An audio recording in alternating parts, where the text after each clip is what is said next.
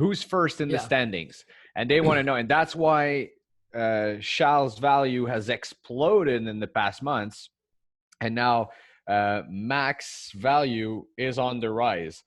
But for some reason, Max is very undervalued to where he would be supposed to be, in my opinion. But one thing I've learned in the past year in the hobby is that some people are undervalued and there's nothing you can do about it. It's not because they're Yeah. undervalued that someday people are going to wake up and say, oh, yeah, this guy. And they're going to start buying him um, and make his value go up to the roof.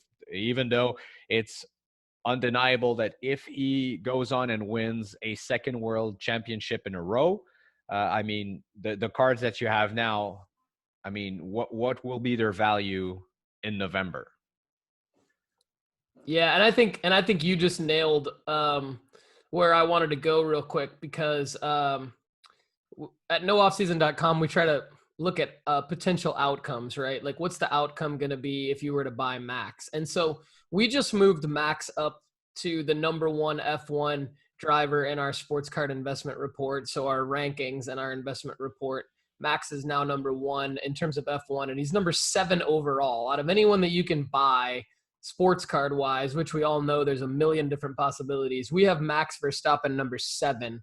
And the reason why we have it is basically what you just articulated, which is we see the most probable likely outcome being that he wins his second world title in a row, the Drivers' Championship.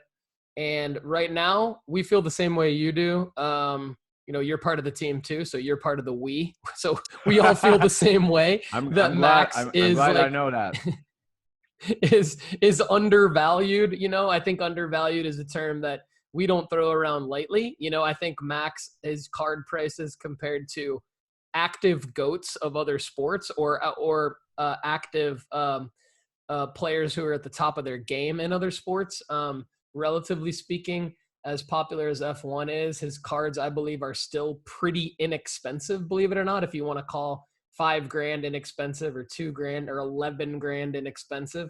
I do believe that it is, especially considering that his markers coming up to win another world title are pretty solid. Obviously, Leclerc could beat him, but even if Leclerc does beat him, Max is still probably going to be considered the best driver in F1 for quite some time, for probably years to come. So investing in a Max Verstappen card of any kind, or especially like a big card, which I know we want to get to, is definitely like tops on my list for sports card investors. And then, Russell stayed in our top 10, and Leclerc also moved up. So between Max, Russell, Leclerc, and Hamilton, who are all in our top 15 at nooffseason.com. And actually, just a quick shameless plug, you can go to nooffseason.com and save 20% on the premium version of the sports card investment report, where you can get all the information that I'm talking about. If you can save 20% using the promo code NOOFFSEASON, all lowercase. And if you've subscribed in the past and canceled your subscription, come back. I have sent you an email, and I want you to check your email, and I want you to come back for free for a month, because we have improved our offering quite a bit. But anyway,